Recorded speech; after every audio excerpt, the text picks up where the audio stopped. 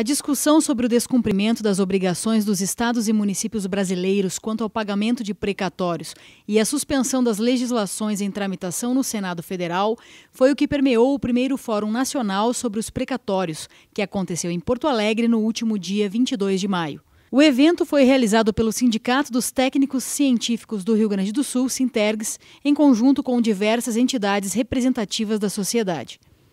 Precatórios são ordens de execução contra o poder público emitidas pelo Poder Judiciário e encaminhadas ao Executivo para que salde suas dívidas em favor de particulares. Referem-se a ações judiciais ganhas contra o governo. Como exemplos, podemos citar ordens de pagamentos referentes a ações de desapropriações de terra, processos indenizatórios, valores a serem pagos a servidores públicos, aposentados, pensionistas e a título de honorários advocatícios. Mas mesmo havendo uma lei que obriga o pagamento dos precatórios, essa nem sempre é cumprida. Eu acredito que essa PEC que está no Congresso Nacional, ela tem que ser melhor debatida, melhor discutida, mas nós não podemos deixar de aproveitar esta oportunidade para ter uma solução para essa questão dos estoques de precatórios espalhados pelo Brasil inteiro, em estados, municípios e na própria União.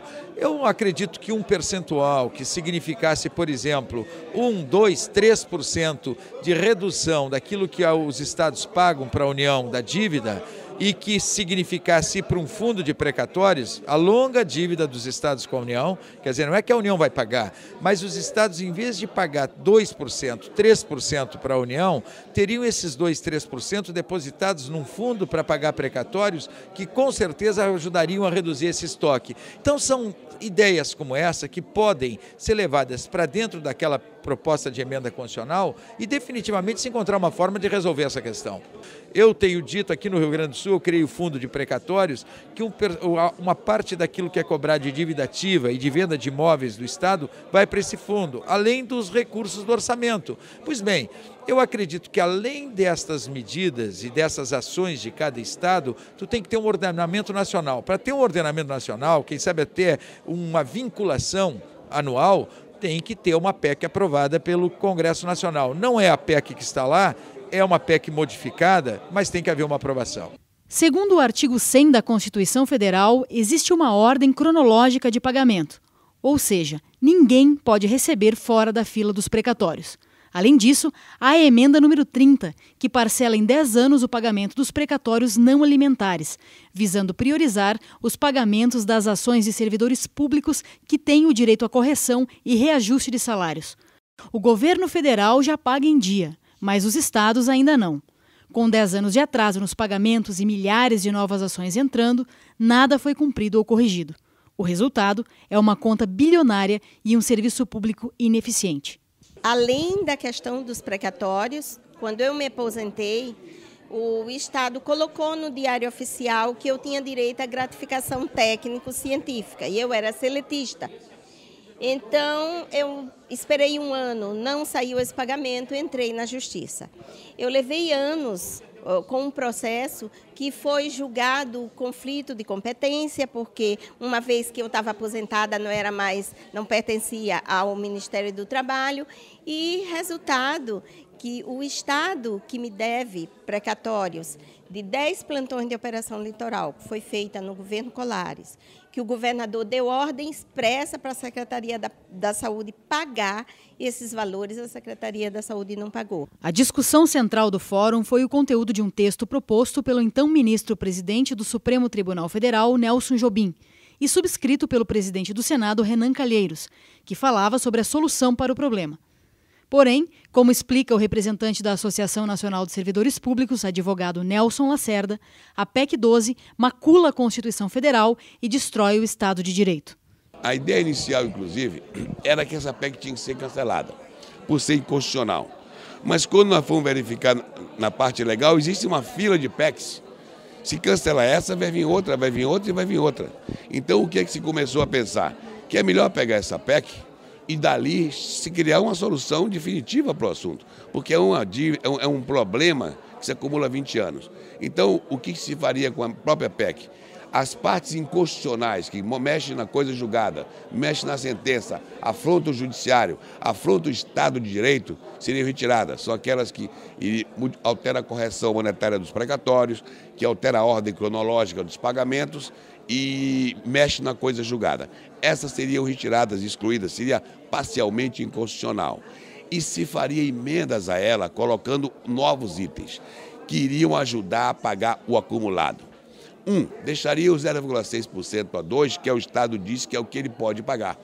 Ou seja, o Estado diz, olha, eu para governar e manter a saúde e a educação, eu só posso pagar isso. E se passar disso, nós vimos o governador falando, eles acabam não tendo como manter a máquina estatal funcionando. Então, mantém-se esse valor para pagar somente os precatórios alimentares e pela ordem cronológica. Os precatórios não alimentares significa metade dos precatórios. São precatórios grandes, são desapropriações, são não pagamento à construtora, são valores grandes que a metade deles já estão, inclusive, nos fundos internacionais. Então, já está na mão de investidores. E em grandes empresas, eles esperam. Eu tive negociando com eles e eles querem esperar. Eles aguardam mais 15 anos, se for preciso, e isso folga o caixa. Mas eles não querem mais ser enganados. Eles querem o quê? Que se emita um título público para ele. É fácil. O governo está todo dia emitindo um título público e colocando na bolsa. Emite-se um título público com endosso do governo federal, para eles com a mesma correção do precatório, e eles esperam 15 anos, 10 anos, contanto que ele possa pegar esse título amanhã e usar no mercado financeiro. E nós propomos, é um consenso de ferramentas. Seria, primeiro, tirar as inconstitucionalidades que foram colocadas nessa PEC, que não podem ficar, porque elas agravam, afrontam o judiciário e o Estado de Direito. E, além disso, não pode mexer na correção do precatório, porque isso é trânsito julgado e há investimentos nisso aí. Mais de 30% desses precatórios já estão hoje no judiciário, fazendo compensação de ICM. Eles estão se mexendo exatamente por quê? Porque toda ação gera uma reação. E essa reação foi qual? Foi levar os precatórios para fazer compensação com impostos. Já que o Estado não paga, se levou para alguém que tem um crédito com o Estado. Isso começou a tirar a arrecadação. Isso fez com que o Estado agora se movesse para arrumar alguma providência. Então, o mercado é quem levou o Estado a se movimentar e que é quem vai solucionar uma boa parte dessa dívida. Como? O Estado tem uma dívida pendente do passado que pode ser compensado com o precatório para que não se faça a compensação do mês que está tirando a arrecadação dele.